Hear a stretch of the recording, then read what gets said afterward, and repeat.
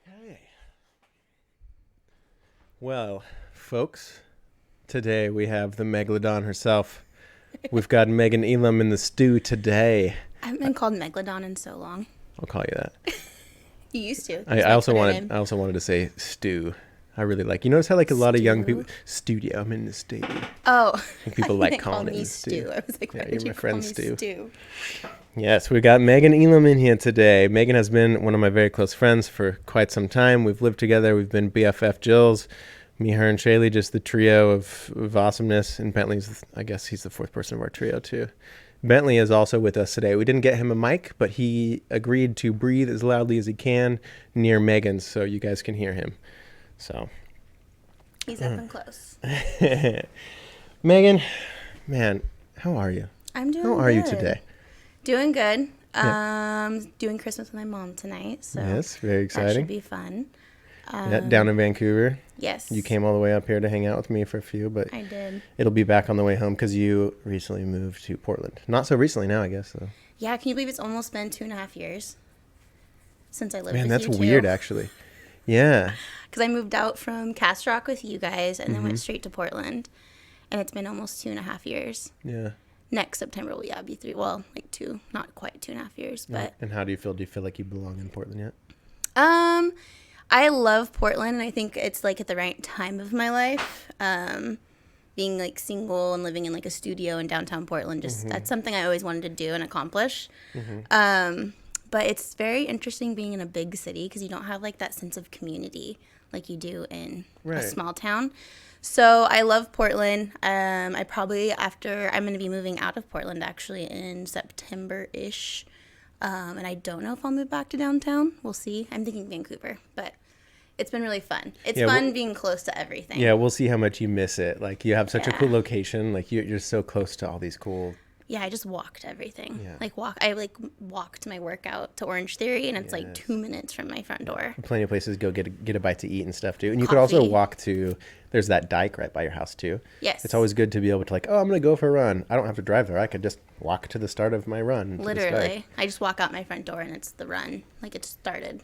So Yeah. that part's cool. Portland's getting so busy, and that's such a cliche thing to say, I suppose, but it seems like it's leaking towards this way. Yeah, but if you live Not in in a bad way, Portland, but- they always talk about it. It's the all the Californians are moving to Portland and taking over. Is what they always say. I don't feel man. like I'm a true Portlander yet, but Well, Californians are also just extending their arm through AI and technology to the rest of the world. So California is everywhere now. totally. Well, Megan, I want to definitely talk about kind of like more of your profession, a lot of things that you're really stinking good at. Obviously, let's start with speech pathology. Okay. But I guess we have to set the stage for people who don't know you. Yes. So do you want to give a little bit of your background, like of what you know in that field and like what you've done schooling wise and stuff? Yes. So I'm from Kelso, Washington, obviously. Went to school with Jake. I originally went to school for nursing. I lived in Portland, but in a dorm room at Concordia University. I was there for a year to get my undergrad. Found out really fast how expensive a private university is. Came back to Kelso. Decided to do the whole work, live with my mom, and do the prereqs at our community college, Lower Columbia.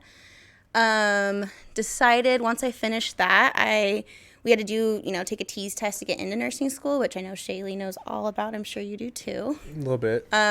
Basically, you have to take a test to get into nursing school. And I remember I could not pass that test. Really? Like, I don't know. Couldn't Is it pass hard? Like, how long does it take? It's not hard. It's math, reading, writing, critical thinking, science.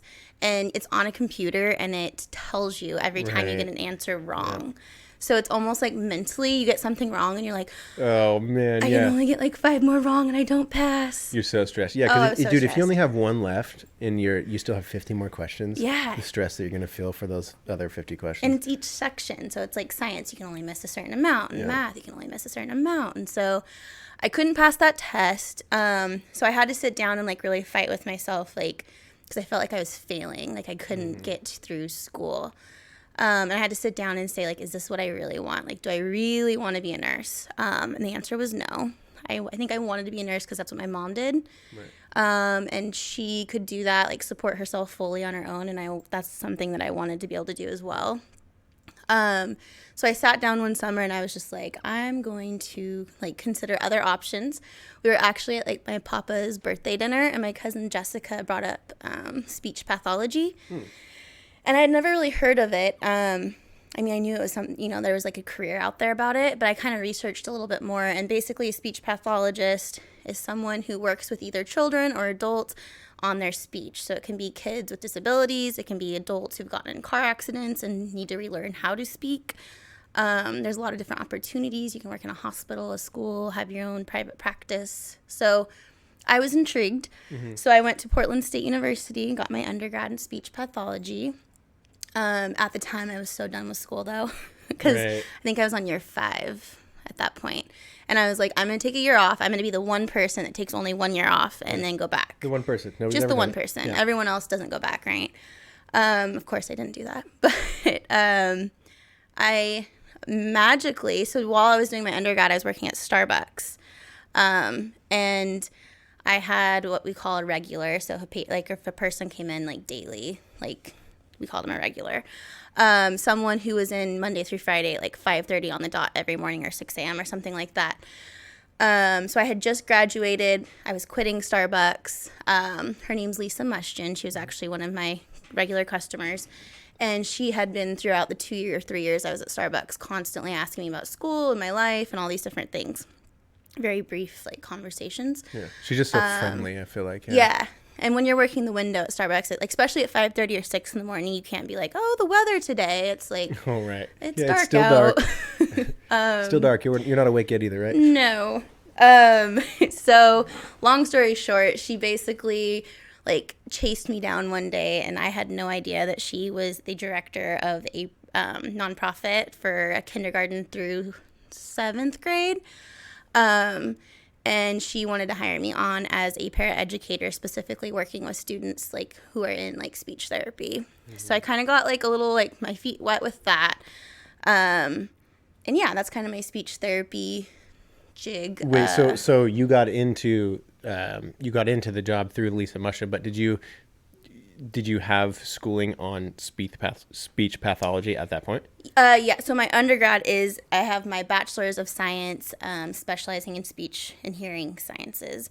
So I had to do classes like audiology, phonetics. I had to do anatomy and physiology of the throat, mouth, and something else. So yes, the answer is yes, but I wasn't like trained in actually being like a therapist. Right. So, but she knew probably like, okay, your skills will relay into what you need here. Well, and at the time I was like, oh, this is perfect. Like, I'm going to get a job, and it's going to be specifically working with students or, students who are in speech therapy.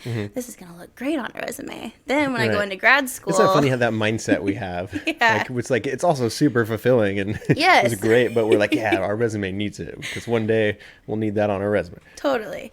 No, but beforehand, that was my idea. I was like, oh, yeah, that will look great on a resume. That's going to look much better than Starbucks. Right. Starbucks does look really good on your resume, though. They do. I actually learned, yes. One of my good friends who owns her own private practice she's a dentist, and she said if someone who applies worked at Starbucks, it's an automatic interview. She's like, those Starbucks people are such good, hard workers. What do you think about that? Like not just as an ex-Starbucks employee. Like, what do you think about that? Like, do you feel like you learned some pretty valuable things while working at Starbucks? Yeah, I feel Starbucks was such a good. It's changed a lot though since I've been there. I was there in 2015. 2013, I think, through 2015. So I don't know, around there. It's changed a lot, but when I was there, Starbucks was all about the customer. It was very like the customer's always right. You need to do whatever it takes to make the customer right. We were allowed to hand out free drinks left and right. Like if you didn't make it through the drive-thru within 5 minutes, we had timers. Like you got free drinks. Like the food wasn't free, but your drinks were going to be free.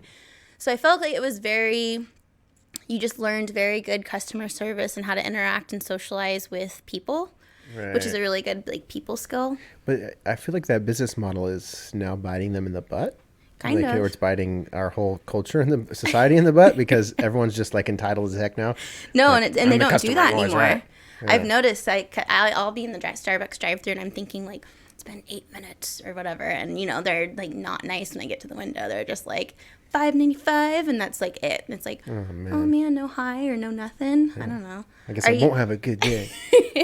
Are you one of those people that goes to the Starbucks drive-through in the mornings? No. No, you never got into it, did you? No, I like my coffee, but now again, I don't know. I drink my black coffee now, and I also am someone who works in his basement for a living, so I can just walk downstairs in a robe if I want to. I don't really have to go to Starbucks, but I do go through the drive-through like from time to time, and I will say my experience, although it's randomly throughout the day at random times at random Starbucks, is typically pretty good. I'd say. Good. There's something about though going like first thing in the morning. You can go in your robe. A lot of people did when I worked there.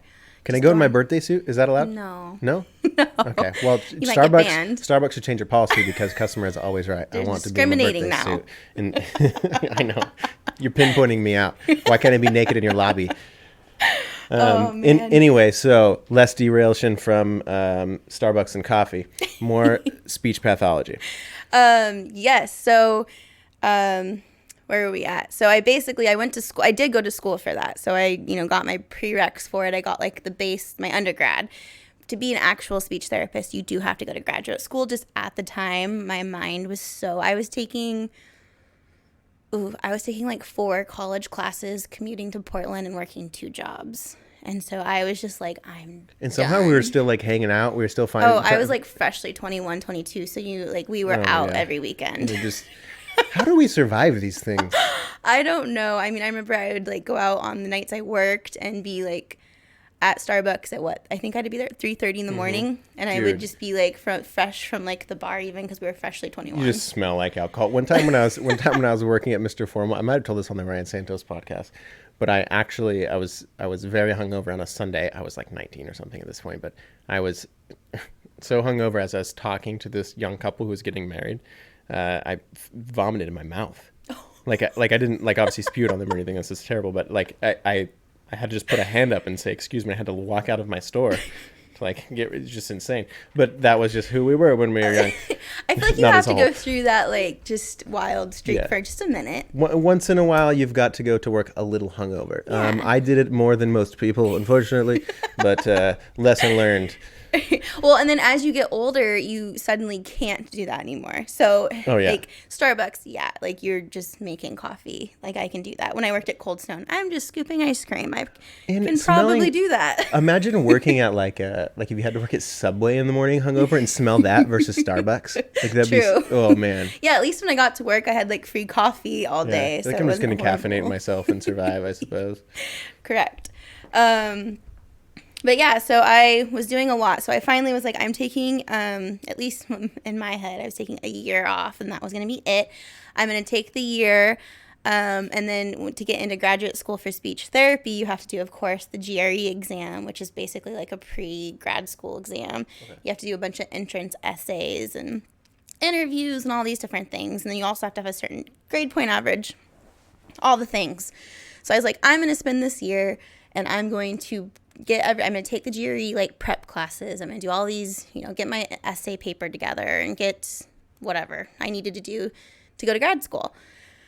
But then I got hired on at Family House, which in my head was going to be good on my resume.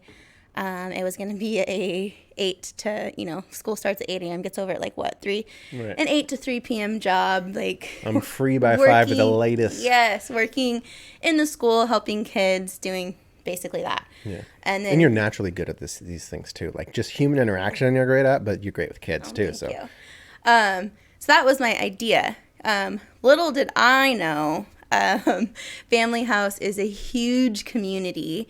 So that, it's not how it played out at all, which benefited me in the future, which we'll probably get to a little bit. But yeah, so then I was working with students, taking them to their speech therapy sessions, occupational therapy, working with them in the classroom. So doing different things like teaching them like when to raise your hand, when not to, or simple things like how to go to the grocery store and how to make a grocery list and what does that look like and what is, how do you learn money, and then like So it wasn't speaking. just speech. It was I was doing a few things. I was helping in the classroom because my title was a paraeducator. right. But I was specifically working with kids because Lisa knew like what my goal in the end was. So she was like targeting. She also wanted to help benefit me. Of course. So she's like, let's set you up with the students who are in this, and then you're going to learn from it. So I also got to sit in on a lot of sessions with speech therapists who are doing the job. And most of it was private practice. So I was like, well, this could be really cool because I could have my own private practice, my own hours, my own everything.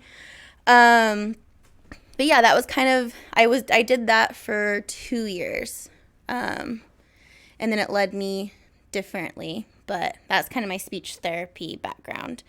It was really good, but it definitely changed. It steered directions a little bit. Yeah, it steered directions. I feel like you were thrown into a few things, but like you learned so much that you probably wouldn't have learned without that experience. Like being able to have that opportunity to like learn all the things that you did with that. I mean, it's like maybe it wasn't your end all be all of like, okay, I finally have all this money, but like the satisfaction of that job for one, and then just I didn't expect to learn this today about what I can take forward into my future, about what I can, like how I can help other kids in the future in these ways. Yes. And for those people who don't know, I should probably mention Family House Academy is I think I mentioned K through 7th grade. It is a nonprofit, a private school. It is in the middle. It's on Carroll's Road, so it's kind of like surrounded by trees. It's 2 houses. It's not an actual school.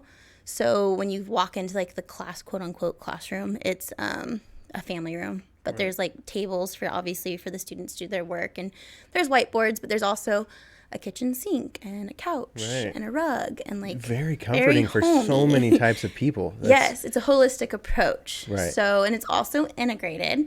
So they have like grades, kindergarten through I think it's 7th grade. Kids kind of got the options once they got to middle school, high school. They could either transition into public school or do like part-time or not. But what was cool was integrated. So it was based on their level, like their academic level.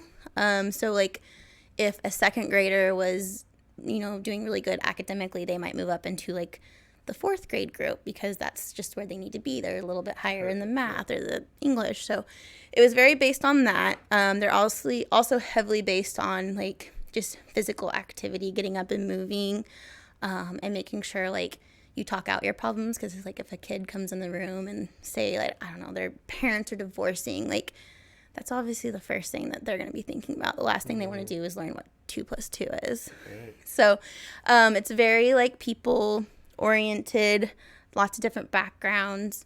So when I came into Family House, I had no idea. I was just, again, 8 to 5 job, like gonna be in the classroom, and I had no idea. It's a huge community. And you can even speak on this. I would come home crying. Like often. A lot. Every day. I would come home and be like, it's so hard. It's just, there's a lot, like, and it wasn't even like that the job was hard. I mean, it was hard, but I didn't know I was getting myself into a community which, like, challenged me, like, personally. It challenged me with students. It challenged me with my relationships. I mean, we were doing so many different things. Like, our professional development was the Spartan race. Right. Oh, yeah, that's cool. Yeah, dude, you guys had such a good team environment with that stuff, too. Which, if you don't know the Spartan race, it's like, what, 30 obstacles? I know you've done it. Yeah. I don't remember how many obstacles it is. I think 30. It's all an obstacle. Because then if you don't do an obstacle, you have to do 30 burpees. Do burpees. Dude, I have never... Have you ever done the javelin? Have you gotten the javelin? No. Who has? I think that we're both... That is one thing. Okay, so one part in this Spartan race, I've done so many of these. Like, I see you've done a ton. Yeah, like I have never once this damn javelin. You know what we need to do is we need to set up a thing in the backyard here, and me and you will just get super great at throwing javelins. But you know who else I don't think's gotten it is Jaren. Oh, Jaren hasn't gotten it? I don't know. Don't quote me on that. We probably should have asked him that, but All right, if Jaren hasn't gotten it, that would make me feel better. right? 'Cause He's super like good at all that super fit. I know. Jaren, if you haven't got it, we're gonna set up a course in the backyard. Don't worry, we'll practice. So you guys did a lot of the training. I mean, that's how you would, the team building and connecting and like pushing each other to be the best versions of each other. Obviously, that's pretty intense, having that as your community, as your workplace, Yeah. especially when you didn't know it was like that. Like a lot of people would normally be like, oh, I want to get in on that. But you didn't know it was that, so you didn't know that. I mean, realistically, just who you are as a person, like you do actually work pretty dang well when you're being pushed in those things. I work so much better if I'm being pushed. Yeah. My first year, I think I dropped like 30 pounds. Yeah. And I was like terrified of running.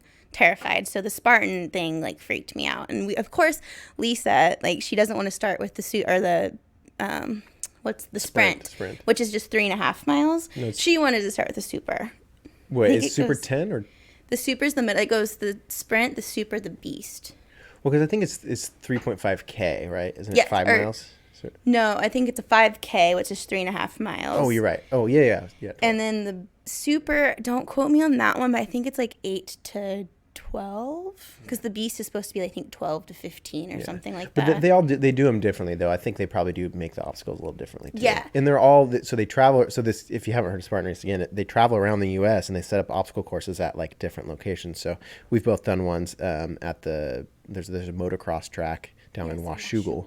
Yeah. And so they set it up, and it's like you got to go under barbed wire. You run 5 miles, 8 miles, whatever it is, but also in between, you've got to do a bunch of obstacles. You're on like muddy ropes. You're on all these things. Pushing boulders underneath barbed wire carrying fences. A bucket of rocks for a little bit. And if you fail any things or you're not able to do them, you have to do burpees. It's like 15 burpees. 30 burpees. I know that because I did a lot of burpees. Yeah. It was horrible. Oh, I'm so sick of doing burpees. So the javelin. But it's so satisfying once you've completed it. Yeah. Very how many did you guys do as a? Oh, we got our trifecta.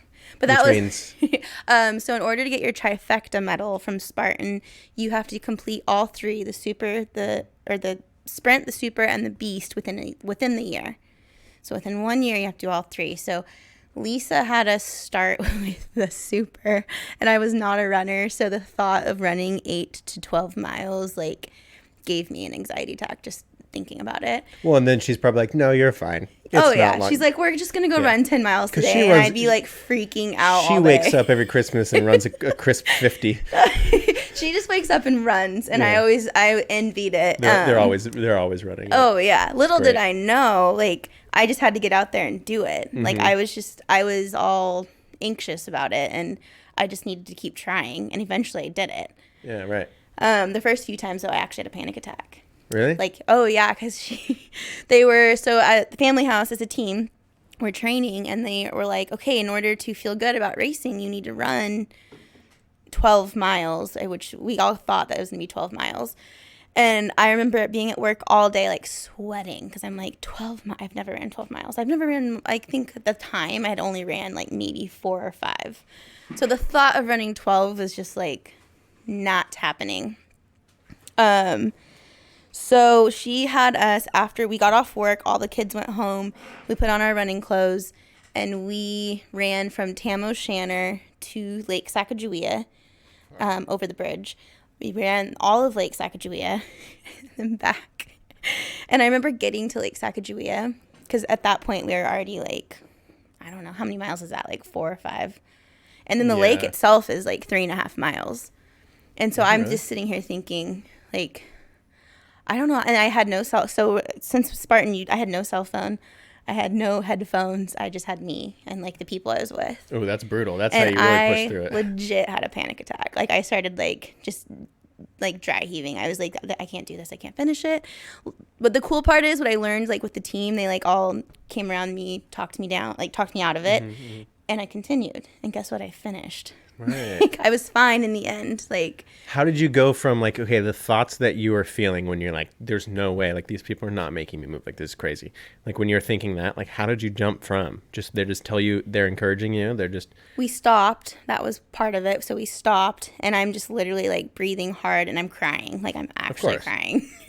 And I remember, I think it was Lisa and Chelsea were just like one of them was like rubbing my back, and the other was like, you got this, like you're capable, like you've never done it before, but you're going to do it and you're going to finish. Right. And so they just kept like the positive mindset in my head, and I was just like, okay, you got to stop telling yourself you can't, because I kept in my whole head the whole time, I kept thinking I have no escape, like I have no way of like calling someone to come pick me up. I can't be saved from this. No, I was like, there's no way of getting out. And so I just kind of like panicked. But then they just continued. Actually, I remember Taylor at the time was behind me, and he kept, every time I tried to stop, he just pushed his hand forward and like push, just not like push, but like barely tap my back. Just that little reminder. Like little like, I'm here. And I was like, oh, shit. I'm right behind you. I kept running. So yeah, I finished that. And then from there on out, it honestly changed my mindset. Really? I was like, I just ran 12 miles or however many, I don't know how many miles that is. I don't remember. I think it was like around 12. And I kept thinking like, I can do this. Like, I got this. So then it almost made running easy. Right. It's we were just talking about for the podcast about running is mental. It's totally mental. It's well, and so we were talking about Mount St. Helens. You've done Mount St. Helens before. Yes. It'd be cool. I would love to do that in the future. Yes. Again, I think that'd be super cool. That's definitely that's definitely I think I'm down to do it. You got this. Yeah, it's definitely mental, you know, like it's there's no doubt that like just by being in shape and stretching and stuff, like I'm agile enough, my body can handle it. For sure. It's mental. And that, I did Mount St. Helens, I think I was 17. My dad didn't tell me. So we went He's like, you're fine. He's like, we're going to go camping and we're going to go on a little hike the next morning. So I come in like just a Concordia t-shirt, shorts, and like my running shoes, thinking like we're going on this little hike. Oh, little did I know, he wakes me up at like 4 or 5 in the morning and he's like, we're going to go to the summit. I'm like, huh? And so I was so mad at him, but it ended up being good, I guess. He had to give me his socks, though. My feet were like bleeding because I was in running shoes. I wasn't in hiking shoes. Oh, yeah.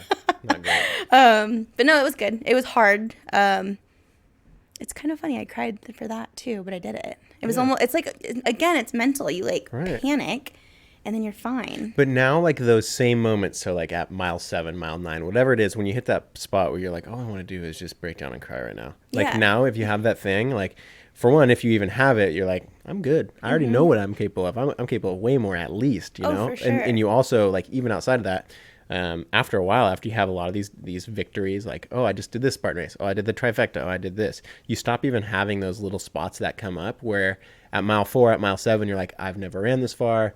This is messed up. I'm panicking. Like this, like, dread that starts happening. Yes. It starts to go away after you have a little more victories. Yes.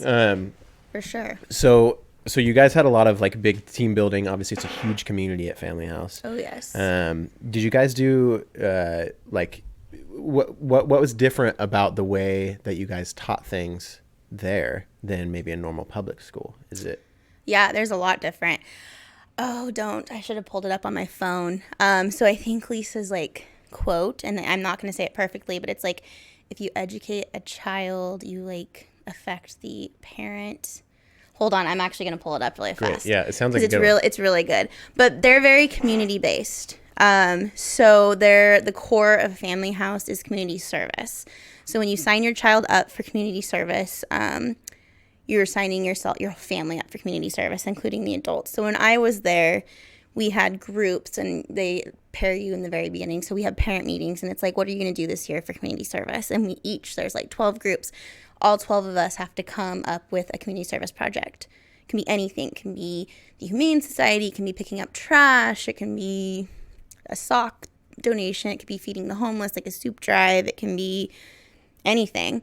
So that part's really cool because you get the kids involved in the community at such a young age. And I think they kind of learn a little bit more about the community. It definitely changes their scope of where they live, I'm sure. At the time when I was there, love overwhelming was a huge topic and debate, which it's for homeless. I'm trying to think. It's an organization that basically helps the homeless. It's like they do like food and like they have shelter and clothing and all of that stuff. So we were very involved with Love Overwhelming, but the community, like Longview Kelso as a whole, was very debatable. Like a lot of people debated on that. Yeah, I think I don't even remember what that was about, but I just know that. Well, it's no different now because now I see online it's a lot about the civic circle. Yeah, man, our town has some really gross views on homelessness. Really, like a lot of loud opinions, a lot of loud jokes, a lot of I don't know. A lot of times, a small town community, because we're not super small town.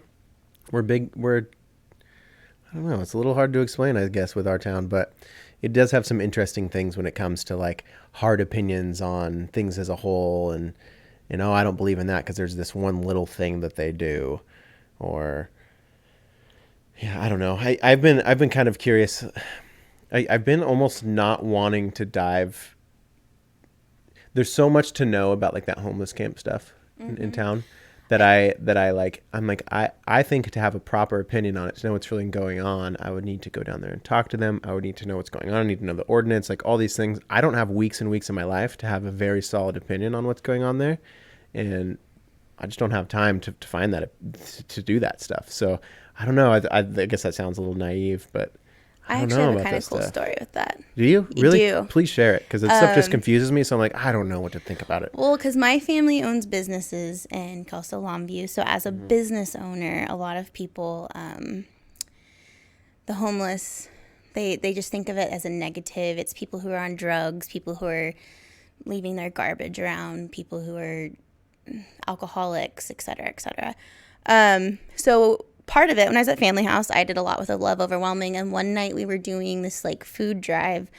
I want to say it was around Thanksgiving time, but we were handing out like socks, clothes, and food, us and all the students. And I had this lady come up to me, and she was telling me about her family and whatnot, and she asked me for my name was, and I said Megan. She's like, you just look so familiar. And I was like, oh, like, I mean, I live here, small town, so maybe you've seen me around. She's like, what's your last name? And I'm like, Elam. And she goes, I knew it. And I'm like thinking, what? Like, what? She was my dance teacher when I was about like 5 years old. Or not 5, probably like, not 5, probably like 7 or 8. I was in tap, and she was my tap teacher. And she's like, I remember you like yesterday. You were in your little red dress. You were my students at High Step Dance Academy. Like, and I just looked at her, and she's like, she has 6 kids or something like that, her husband.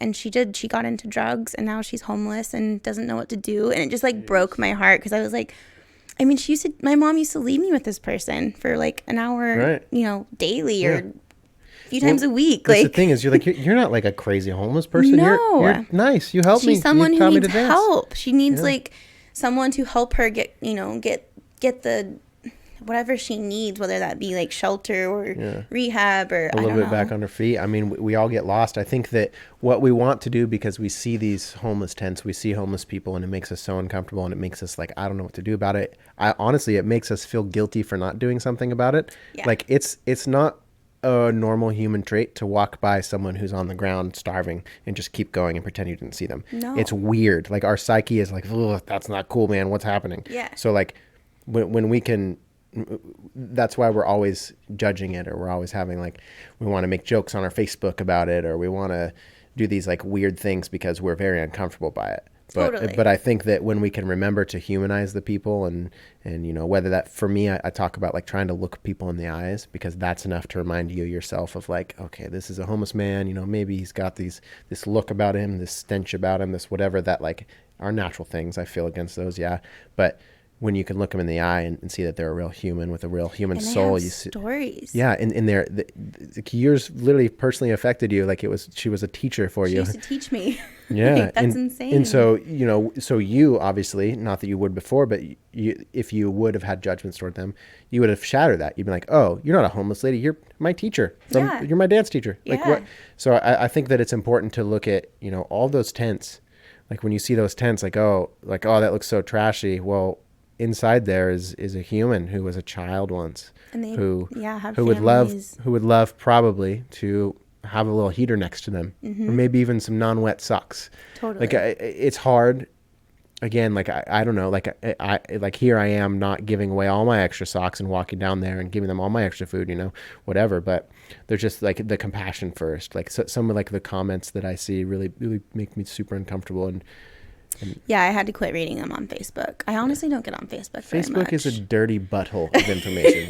Facebook, it makes me so uncomfortable. Ugh, man. And then I notice I get like heated, and I'm just sitting on my couch. I'm not even physically in Kelso, and I'm reading the status, and I just want to like so badly respond, and I'm like, put your phone away. Just stop reading it. Well, dude, what I'll do is like, and some like it will help some people, like some of my opinions on Facebook and stuff. But a lot of times, what I'll do, I'll be scrolling through in the 5 minutes, and I'll get kind of within 5 minutes a grasp of like, here's what people were kind of complaining about today, and then I'll post something like, here's what y'all are doing wrong with your life, right? Yeah. And I'm giving opinions, and yeah, it does help people, but it just kind of like muddies into that whole thing. It's just like, no, but that's good.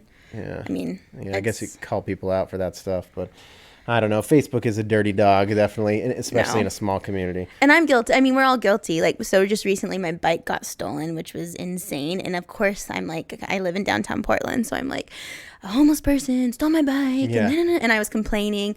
And this last couple weeks, because of the homeless situation with Facebook, I've been like really thinking about it. And as much as it sucks, and I was mad and angry and all these different things, like it was I hope that someone who took my bike was someone who needed a bike. Right. You know what I mean? It's like, I hope the person that took it, and I'm just guessing that there was probably a homeless person, like that's like their needs of transportation and like they have nowhere to go. Right. So I'm kind of like, oh, like as much as like not, you shouldn't go steal people's stuff, but I don't know. I just think about that. I'm like, okay, at least the good of my bike getting stolen, I hope that person truly needed a bike. Like a way of transport. Megan, I hope that what happened was this guy stole your bike, but he had his friend Rodney, who's also a homeless guy. He's down by the river, and he's been making jumps for 3 days. And they're like, dude, the jumps are almost done. You got to go get a bike. And he's like, rock, paper, scissors, Rochambeau. Rodney finishes up the jumps while whoever stole your bike stole your bike. They've been jumping it for the last few days. That's what I like to think, Megan. Yes. We're just doing some jumps. Just jumping. That's what it was needed. We're all out here just trying to catch some air, True. So family house, we were talking about Spartan Races and of course, just how different family house is from regular public schools. You're giving us some examples on that. Let's keep expanding a little bit on that, because there's so much different about family house. Yes. I just really love I think that looking forward into the future, because I'm like, man, like when I have kids, like, I don't know, like, do I want to go to public schools? Do I want, like, I stress about these things that don't exist yet. But so I'm like, what could the future of schools as a whole look like? Could we have a bunch of different kinds of schools? Can we have like, oh, my son is this type of thinker, so he goes to this type of school? Like, not that I really want a bunch of segregation in our future, but it sparks me. It's so interesting to me. And I think like people like Lisa and the Mushins are like incredible and wonderful and amazing for what they do, for like 100%. pushing, like just finding new ways to teach different types of people, because we're all so different. Totally. It's funny because my kids, like my future kids, I was like never questioned, like just gonna go to public school, and now like they're gonna go to private school, like 100%. No, they're going to private school. No, you'll probably want to homeschool them at this point. That's true. Dude, have you seen the movie Captain Fantastic? No. We'll talk about Is that this like afterwards. Marvel or something? No, it's not. Okay. Oh, Megan. Sorry. Oh, Megan. Just listeners, so you know, Megan has not seen the Marvel movies. Don't tell them. Okay, I won't tell them. I've seen Star Wars. I'll edit that part out so you're not so embarrassed. I won't. It's still in here. Anyway. You made me see Thor. I did. See? That's a good thing to see. I know. Thor is a good thing. He was good to look at. Yeah, I need to get rid of Thor, though, because Hemsworth. she looks too long at that guy. He's not bad to look at. Yeah, I could probably take him out, though. He's always like probably win a shirtless. fist fight. It's not a problem. Yeah, whenever he sucks, he's not even that good. Yeah, so anyway, let's just keep expanding on how family house is different. I'll stop interrupting you. No, and I keep going down the rabbit hole, so tell me if I'm giving too many That's stories. fun. That's the cool thing, is it's just conversation. So. True. The other, let's see, let me think. Actually, one of my favorite, I just hit the mic, sorry. One of my absolute favorite things is that the school's integrated. So there is no like poll. I mean, we poll students, obviously, like to have like one-on-one sessions if needed. But for the most part, it's integrated. So At public schools, you have SPED, which is special education, and then general education. It's completely separated, and they're pretty much never mixed, which is insane to me. It's like insane to think about. So when I first started working there, I could not believe like watching these other students interact with kids with special needs. Like it was normal. It was normal. Like there was no like, how do I talk to them? How do I interact?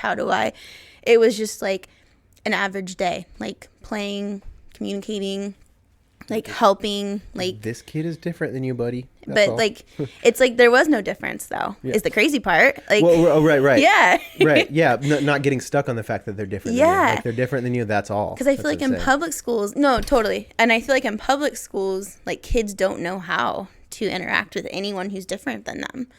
They're just like stuck in their own bubbles. Right. Which is, I don't know. I mean, I get why we do it because of like education purposes and whatnot and academically. But so that part was really cool to me because I had never experienced that even as when I was a kid.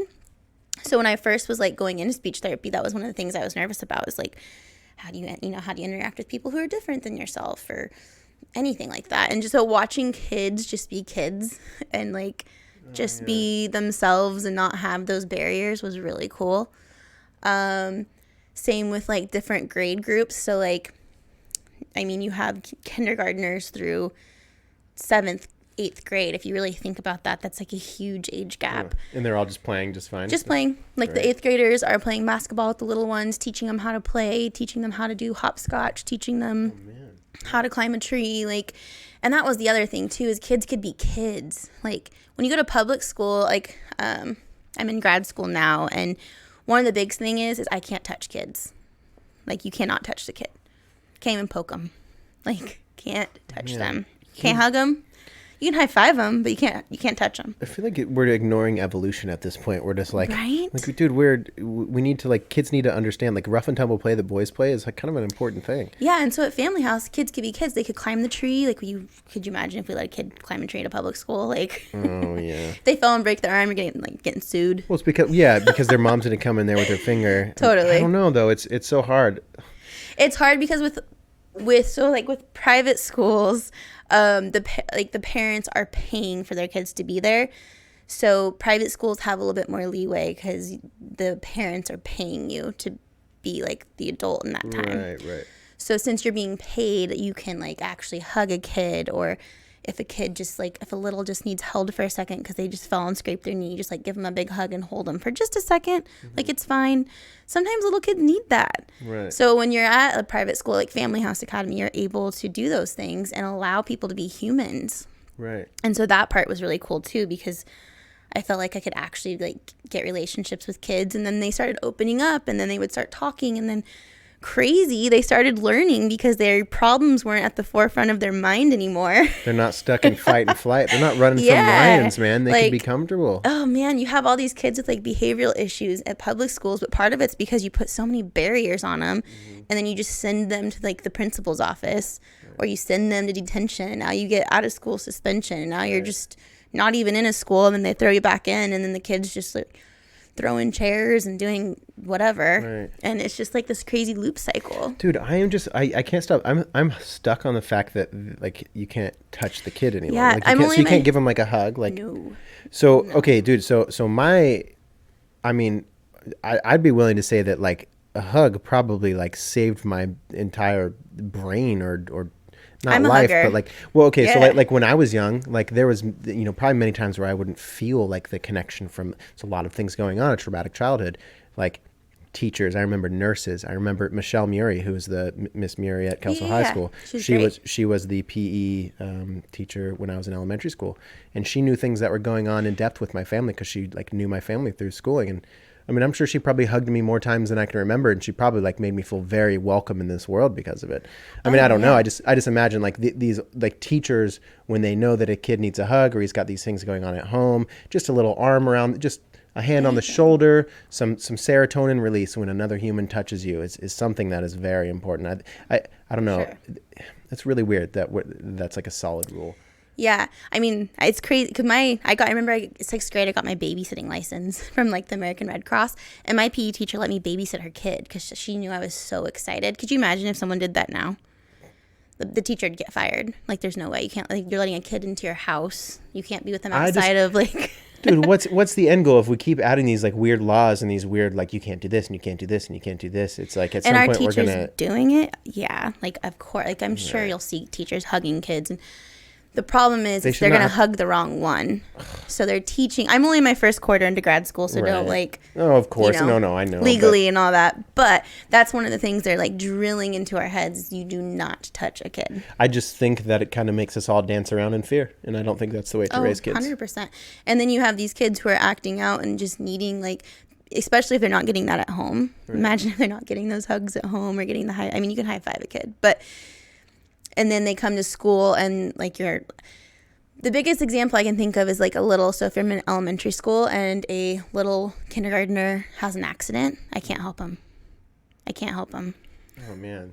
I have to literally say, go to the bathroom. I get that that's a weird situation, but can it just be, like, let it pop up on a per basis level? Like, yeah, I don't know, man. That's a huge thing to try to solve before it happens. Like, that's such a devastating thing to a kid. I remember one time in 5th grade, it was silent reading, and I sneezed, and I held my nose, and I farted, and it was the loudest fart ever, and the whole class laughed at me, and I was so devastated. Yeah. Like, I could, if I pooped my pants at that time, I probably would have been ruined. And then I can't even get a hug from a teacher after I poop my pants now. Yeah. It's a rough world we're out here and living in. Yeah, I did that too. Not poop. You pooped your pants? No, I puked. Megan pooped her pants. And her name was Mrs. King. I was at, I think, Calvary or something like that. But I puked. We were in circle time reading a story, and I was, like, so embarrassed to say that my stomach hurt. Oh, my gosh. So embarrassed. And I just, like, puked everywhere. Like, in the middle of the circle? Oh, yeah. Like, just you're everywhere. More embarrassed on the teacher. Oh, no. But she physically picked me up and took me to the bathroom and, like, kept telling me how it's okay and, like, changed me. Right. At the time, like, thank you. Like, don't make me sit in my puke the whole day. Yeah, well, because and that's the thing is she understands, like, okay, this just happened. Like, immediately she's probably like, this is terrible. This is gross. Yeah, this sucks. But instead she's like, motherly if this girl was just willing to hide the fact that her tummy hurt because she was so embarrassed, she's devastated by what just happened for sure. So this teacher knew what was going on, what's best for this kid right now, take care of him. You know, it's crazy. It makes me bummed out. And was my mom happy? Yeah. Don't make me sit in my puke for 3 hours until she can get there from work. Like, yeah. Everybody just go outside. This is Megan's room now. This is her pukey room. It probably smelled so bad. Family House is incredible. We could definitely go on about Family House forever, but I do want to make sure that we get to Ghana, which is kind of an extension of Family House. I say that's Family House. The wonderful Lisa Mushton led you to. Tell me about Ghana, Africa, Megan. Oh my goodness. So that's another part of Family House. They're all about culture and being globally minded, which is amazing. Something which I didn't actually know until I got to working at Family House, which is crazy because I went to high school and got my diploma and all this. But did you know they don't teach, like, I think it's world history until you're in high school, I want to say. Like, you don't learn about anything until you're older. Or it's not, I can't remember the exact term. I'm not a teacher. But they don't teach at a young age. They aren't teaching kids about, like, the world. Like, if you pull out a map, most kids are not going to be able to point out the different, like, countries and continents and all that. Do you think it's because they're like, listen, you're the lowest, you as far as, like, income and prosperity goes, like, you guys are kind of low over here, so, like, let's just not teach them about it until, like, you don't want them to be like, cool, I'm 7 and I'm in the poorest country ever or whatever it is, you know? Yeah. No, I don't know the reasoning behind it, because the cool part is when we were teaching it, the kids loved it. And what's crazy, it's like, why aren't we teaching them about the world? Like, they're about to go face it in, like, 10 years. Why aren't we teaching them about it? Right. So what we did at Family House is, like, each month we would do a different continent, or I can't remember. Basically, but it would be like, okay, so this month we're doing Africa. And we'd have different, like, rotations where it's like, we're going to teach you about the music, about the people, about, like, you know, like, the types of jobs they have, like, what they're doing, what people look like over there. Like, do they dress the same? Do they not? So very globally minded. Kids were learning so many different things. The Lisa's daughter went to University of it's a main school too is the sad part. I should totally know this. Is it what's the big one? It's like red and yellow, I think. What's the big one? Red and yellow. It's like US or UCA or Gryffindor. Stop. Oh, they're gonna make fun of me for this later. But she went to a big college, and she has her doctorate in occupational therapy, and so she had the connection with her class in college level. Went to Ghana, Africa, and they got to spend like a month or something like in a school with children with disabilities and be like fully immersed in their culture and like their community. So through that, Lisa decided that she was going to also do that, and she wanted to take a group of people over. And I vividly remember I was standing in the school, and she was like, "Hey, we're going to Ghana, Africa in like a month, like 30 days. Do you want to come?" And I looked at her and I was like, "Huh?" I was like, how does one do that financially in 30 days? Like how? You're like, yeah, that's a funny thing that you asked me about. That's not gonna weird. happen, though. No way is that going to happen. Oh, did it happen? We did like car washes, donations, like we did a GoFundMe, like talking about it. Because what was cool, which we by the way, we raised enough money to get over there. So I paid for like some things, but not like my airfare, and like where we stayed was not very expensive. So through the donations and car washes and all that, we were able to go. So I get over to Ghana, and we stayed at, do not quote me, I couldn't say it when I was over there either, but it's a school for children with disabilities. You have to try it. What's the name? It's like Mesobesta or something like it's like That kind of sounds right. I don't know. Let's just go with that. It's something like that. It starts with an M. Sure. But we get over there, which is like, I want to say it was like 18 hours flight. It was crazy. Was it more than one flight? Yeah, we did a direct flight from Portland to Amsterdam, which was 10 hours. And then we had like a huge layover in Amsterdam and went from Amsterdam to Ghana, which was like another 8 or 9 hours. So it was like a really long flight. But once we got there, we stayed at the school. Pastor Joe is the guy who like is the director who owns it. And we get there, he picks us up, he brings us to the school, shows us where we're staying and whatnot. It was crazy watching how the students live, like no running bathroom, no running water for the students, no, not a whole lot. Like they live in like beds with like these, those like beds you used to stay at like at Cispus, like those plastic mattressy type things when you go to camp. Like if you pee the bed, you can just rip it off? Basically. I still use one of those. But we get there and, it was just so crazy. It was so crazy to see. We get there, and part of what we were doing over there was we were going to teach, because obviously that's what Lisa does. And I was going to work with Pastor Joe's wife was a physical therapist, or she is a physical therapist. And so I was going to be able to kind of see like maybe speech therapy or maybe physical therapy, maybe, I don't know. I was still kind of learning at that time. But we get over there and we get into the classroom, and oh my gosh, they have these old desks remember the desks when you're in like first grade that they either had like the lift table or like little cubby. Yeah, is it like attached to the chair too? Yes. Yeah. So they had just a bunch of those for kids who have wheelchairs, for kids who can't walk, for kids who. Oh, wow. Yeah. So that's their seating. No paper, no pencils. No, they have a whiteboard in there, and they'd give me maybe a white or dry erase marker, but maybe not. Might not have that. How do you teach? Right. I remember thinking like, sure. So we got to sit down on a few like of the teachers' classrooms and take notes and see like what they do and how they do it. A lot of it's through dance, a lot of it's through songs, a lot of it was through just repetition and chanting, and every now and then they would have like a dry erase marker so you could like physically show them. And but it was just such a crazy experience. The kids wore the same clothes every day. They would wake up in the morning and have breakfast together,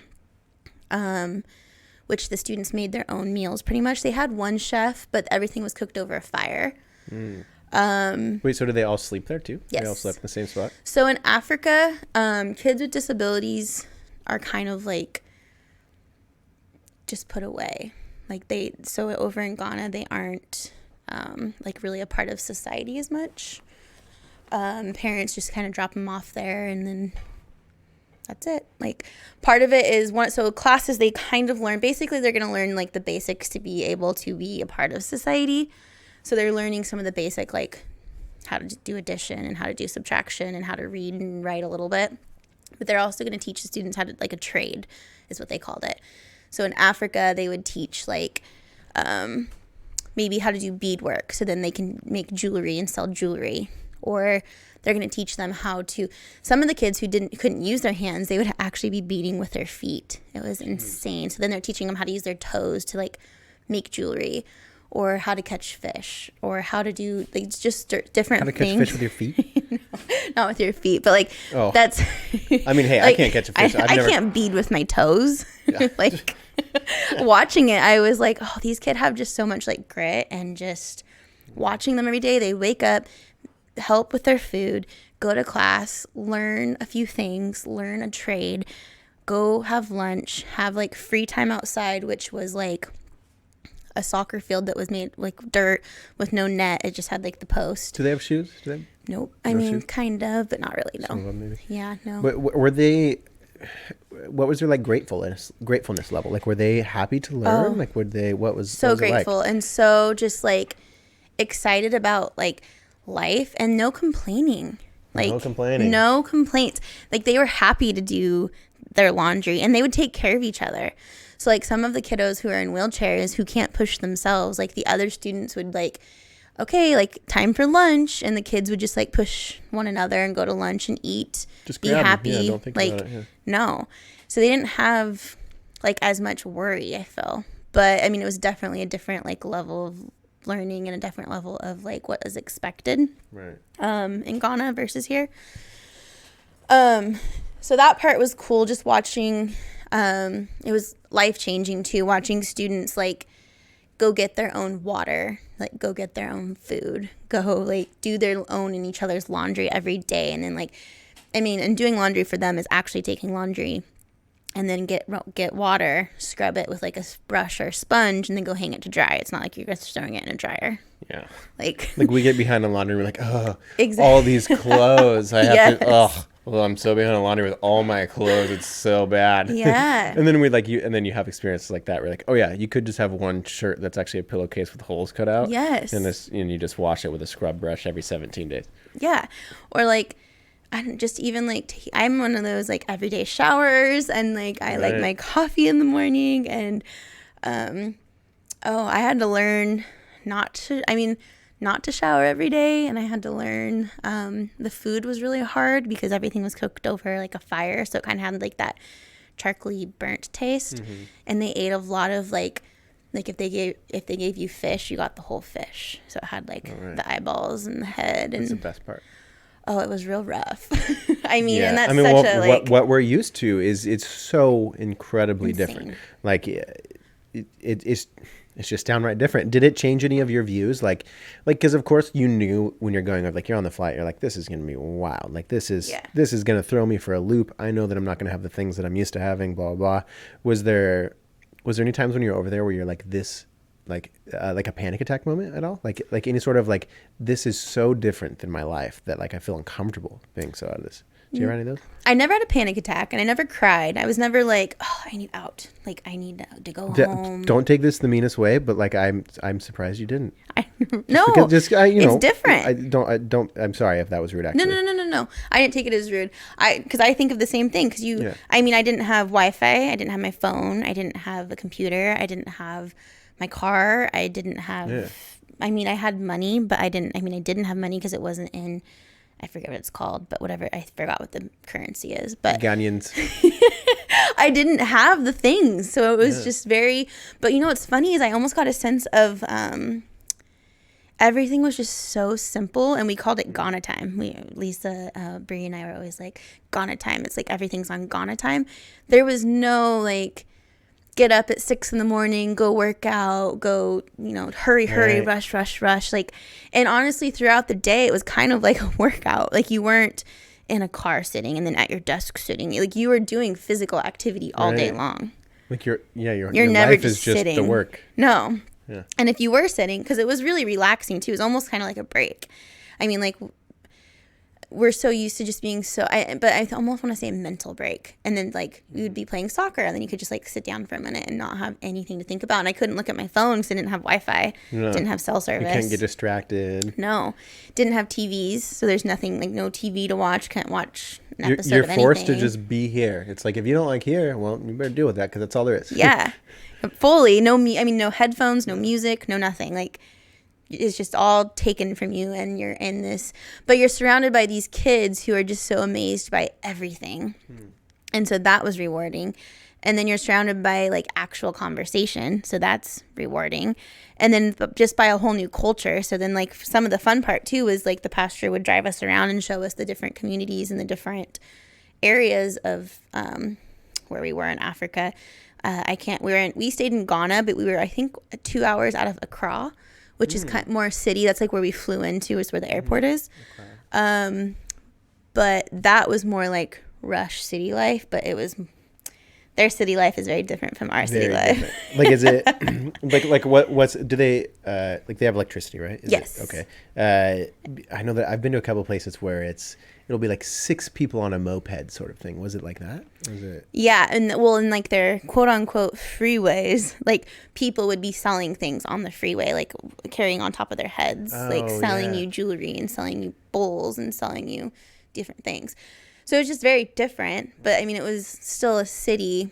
Once you got out of, like, Accra in the city, like, the roads were just roads. There was no stoplights, there's no stop signs, there's no speed limit, I don't even remember if there was a yellow line. It's just go. Just go. You know what's crazy about that is the difference between that and what we have here is if we didn't have those things, we'd be like, how dare you, government, not take care of us? How dare you not paint the line on the ground for us? We don't know where exactly to stop. Like, all these little things. Yeah. Not that everybody's like that, but it is so, like, learning about the different cultures, and I mean, you seeing them firsthand. It's so crazy, and it's such a reminder of, like we were talking about, just different mindsets when you, like, see a homeless person, like the things that you're used to, the things that you accidentally take for granted as your regular life is there's entire people who have never even seen those things. They've never heard of them. They've never had them. And they're just as well. They're happy. Oh, they're happy. They're a different kind of happy. The way that we live over here is not the only way to live. No. And I think a lot of times we're definitely afraid of losing what we have, but it's kind of like, sometimes I think, from my experience, losing what you have is sometimes a good thing. For sure. Yeah, I think I'm just thinking forward into, I don't know, I think that a lot of our mindset over here in the Western world and in cities like ours is going to have to kind of start relaxing a little bit and start thinking a little more like people in Ghana. Oh, for sure. Because I think when I was there, I've never journaled so much. Really? I was able to journal, which I don't do here. What do you remember what you wrote about while you were there? Well, I got a journal I wanted to write about, which I still have. I should pull it out because it'd probably be really interesting to read now. I wanted to write about, like, my day every single day. So that way I could remember, like, when I looked back, what I did every day. So I journaled every day, and I think I read 4 books while I was there in 1 month. Which is kind of crazy because now it takes me, like, 4 months to finish a book. But it's because it's because I'm not making the time for it. Right. I'm distracted by everything else that's around me here, so I just don't make the time for it. Well, our life always gets so much momentum. We're always just caught up in it. We're like, I do want to do that, and I'm going to. And it's been 3 years, and you forgot it existed. Totally. Which I like this shift because I feel like we're starting to get more intentional. Because I am so just always, like, pulled into great, like, TV, Grey's Anatomy, and all the shows. I'm a TV addict, so I have to like turn that thing off. I know, dude. I have all mine too. I have all my little distractions that are like, oh, it's just a few minutes here and there, but if you really let yourself, like, have those few extra minutes of a book you want to read or a podcast, or I mean, that's something like, you've always been into TV, but the last year or whatever, you've definitely been doing more podcasts. That's been slowly pushing out TV. For sure. Now I'm, like, totally obsessed with podcasts. I love podcasts. I'm always pushing podcasts on people. Like, now I have one, so I'm definitely pushing it on people, but it's the long form conversations. You realize that you're like, oh yeah, nobody talks like this anymore. Nobody lets each other talk. Nobody values each other's opinions. It's whenever we hear two people having conversation, it's either like a fake, like a show, or like something made up, or it's a debate. It seems like. Yes. And it's like, what about just two people who maybe they're different, maybe they're friends, whatever, but they're just having conversation about valuable things that everybody experiences. Yeah. And I think people are so turned off in the beginning because they're like, oh, podcasts, like that just sounds like, kind of like reading for me. Like, I'm like, oh, that sounds like a lot of work and I have to find a time to do it. When I first moved to Portland, I had to commute from Vancouver to Beaverton, which is one way was like 45 minutes with traffic. And then the other way was like 2 hours with traffic. And so I was like I got very tired of music and very tired of the radio. And I was like, what am I going to do with my time? Because this is a lot of commuting and it's a waste of space. And I slowly got into podcasts, and then all of a sudden I was like hooked. And now it's like every morning I like look forward to turning on a new podcast and learning something new. Me too. Yes. I have like in January I think I told you I'm gonna do no YouTube. I'm gonna quit YouTube. Okay, yeah. When you said that, I was like, no YouTube. No, like what? So that's crazy for me, dude. I listen to so much YouTube. I'm not so much of a watcher as I am. Yeah, like, I was gonna say more. I was thinking more like the podcast aspect of YouTube. But it's funny. Yeah, I mean, I'm glad that because I wake up and I'm like, cool. Like, what can I learn about now? And it is good. And I'm like, I'm not gonna punish myself for that, but I do notice my attention span. Like, I wake up in the morning, and my like YouTube algorithm fucking bots have me so figured out that like within the first 10 suggestions on my YouTube channel, it's going to be something that I'm like, oh, that's a great thing to listen to. I want to check that out. Yeah. But it's very, it kind of sends my attention span, like looking for new novelty every morning and new things. So I just kind of want to take all the crap that I've been learning and finish learning it for a month and not have YouTube. How are you going to continue learning it? Like just through what you've already learned? Well, yeah. So what I'm going to do is I have a bunch of books that I've like, either I read it or I like a lot of books like if you read a book in a day or something, it's like, it's great, but you don't fully, like sometimes if you don't take your time, you don't like fully grasp it. So some of them I want to reread, write some notes on. So I'm going to take this month to reread some books. I have some audio books that I haven't finished on my phone. I'm going to finish those. I have enough backlog of stuff to where I can still wake up in the morning and be like, let's learn something amazing, and I can still like really enjoy what I'm doing in the mornings, but it's not just like whatever YouTube's algorithm feeds me. Yeah. So it's a little more That was control. such a millennial question I asked you too. I'm like, oh, you don't have YouTube? How are you going to learn a book? How are you going to live?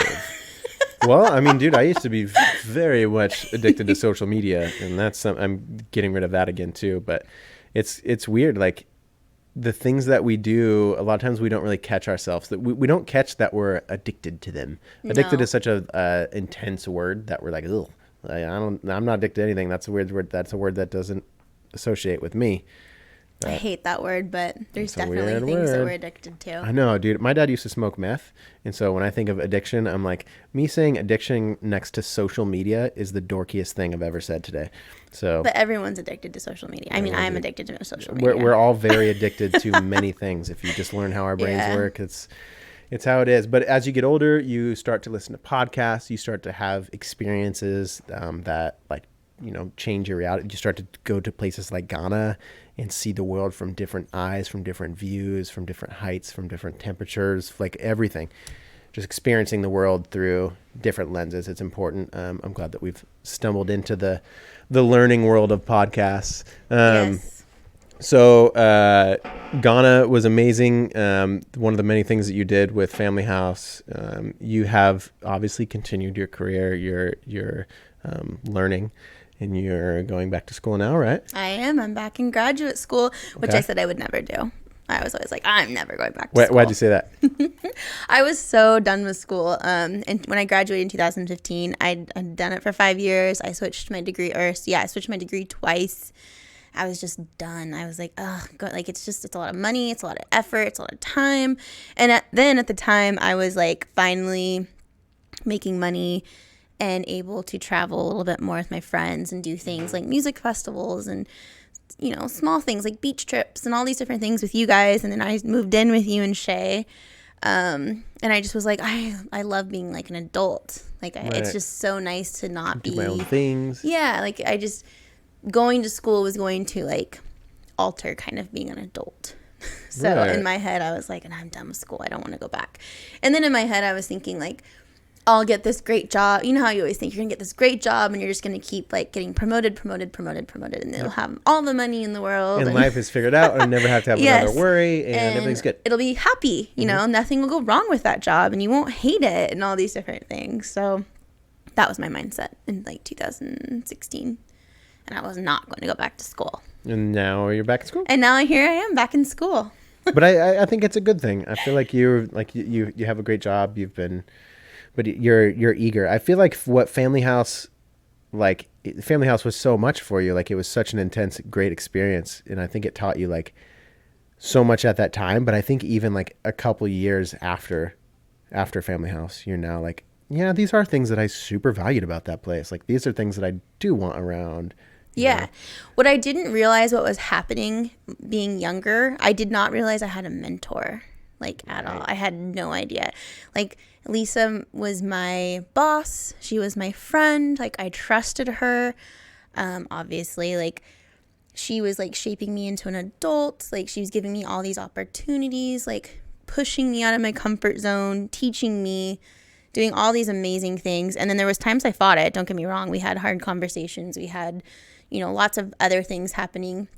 So that which hence I'd come home like crying some nights and being like, this is so hard. But I had no idea. I had a mentor at like the age of 21 to like 24, 25. Yeah. And I am so thankful for it. Like I can't even, which I think is why I'm so excited that I'm doing school now. Cause like I enjoy it.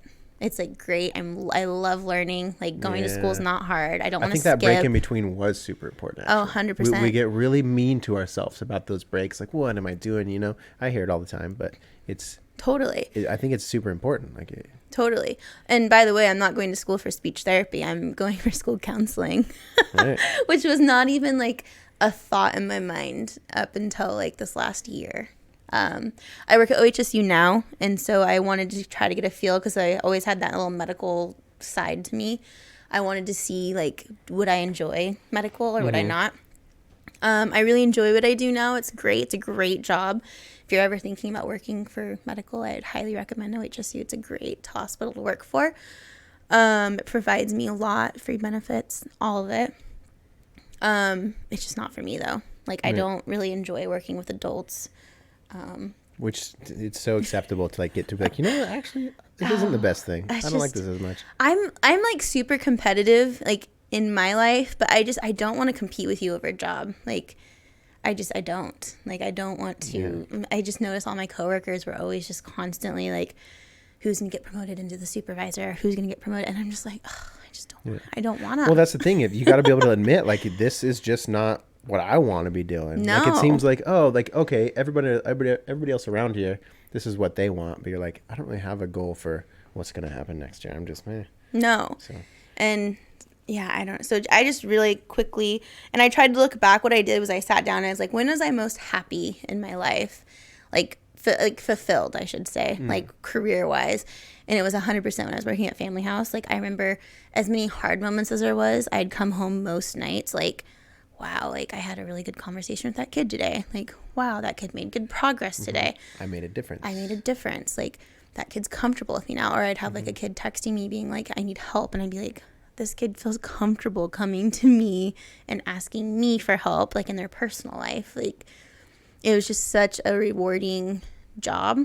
So then but I will say I did not like teaching. I did not like lesson planning. I did not like the teaching aspect. I'm really glad that Lisa like pushed me to do it. So you can really know. Yeah, because I remember when she told me I was going to do like a lead teaching for, I think it was like computers. I like looked at her and I was like, huh? Like, no. Like, no, I'm not. And she's like, yes, you are. Because you're really good at it. So you're going to do it. And I was like, oh, I remember that first